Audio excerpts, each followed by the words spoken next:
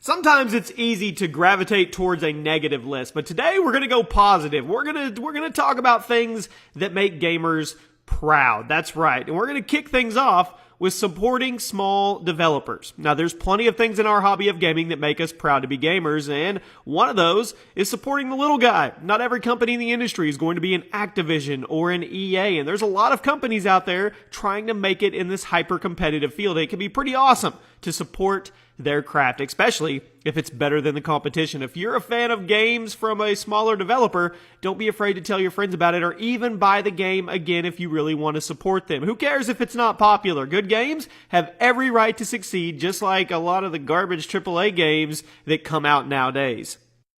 Getting a game cheap. Nobody likes to pay full price for anything, especially a new video game. And with the industry getting bigger and bigger, there's always different sources competing with each other, leading to cheaper prices, which is good for us, the consumer. But there's a certain level of pride and accomplishment that comes with searching for a while and then finally finding that game that you were looking for at a discounted price, especially if the game is brand new. Not everybody has the patience to look around, but those that do, well, they get rewarded. Getting someone else into your favorite game. Gamers are always trying to get people into the games they like. It's natural, but few things are more satisfying as actually pulling this feat off, especially if the person you converted was someone who didn't really like the genre. For example, getting someone into a game like The Witcher when they really don't care for RPGs, it can be pretty awesome. It's a good feeling.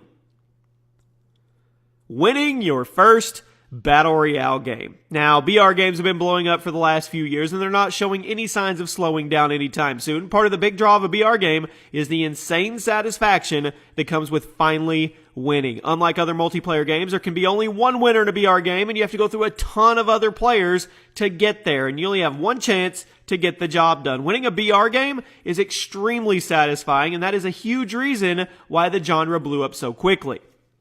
Finishing your favorite RPG. Now, RPGs are often extremely long, and they have a lot of choices to make, and sometimes people will walk away from an RPG due to how much time it's consuming or because their choices have led them down a path that they don't want to finish. But there's a lot of pride that comes with finally reaching the end of that role-playing game. The average RPG can end up taking you 50 hours or more of your life to finish, assuming you're just doing the main quest and none of the side quests. So finally getting to the end is a big relief, especially if you get an ending that you wanted.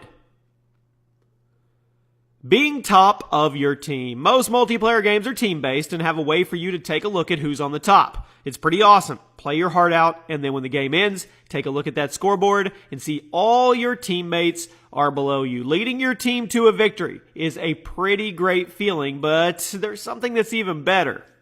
Being on top of the leaderboards. That's right, that's better. It's a feeling that not a lot of people actually get to experience in the grand scheme of things, but those who have been there, they know what I'm talking about. Being able to say that you are one of the top players in the world at a video game that tons of people are playing, that's an insane achievement, especially in games like COD or Fortnite that have insanely high player counts and have millions upon millions of people competing every day to get up those leaderboards. Getting to the top of the leaderboards is hard, but staying on the top is arguably even harder. Beating the final boss. Now, the final boss isn't always the hardest, but they're definitely usually the most dramatic because you know, well, it's the final boss. Putting tons of hours into a game and then having a final showdown with a boss only to shove them into the dirt is a pretty great feeling. And I want to know from you guys in the comments, what is the hardest final boss you have ever fought in a video game? Reaching max level in a multiplayer game. Now, most MP games have a set ranking system to quickly show how long people have been playing, but all systems have an ending, and getting to the max rank of a multiplayer game is pretty satisfying. Knowing that you know the game better than most people ever will not only help you in the game, but it's also a pretty awesome showing of your skill and your dedication.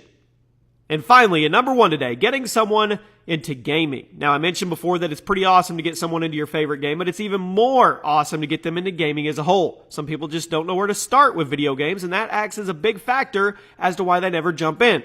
But if you are patient with them and ease them into the hobby with games that they enjoy and understand, you can add one more person to our awesome hobby and community that is gaming. And in the end, that's what it's all about. And there you have it, my friends. Those are 10 things that gamers can be proud of. My name is Chaos. This has been another episode of Gaming Facts by Gameology, and I'll see you soon.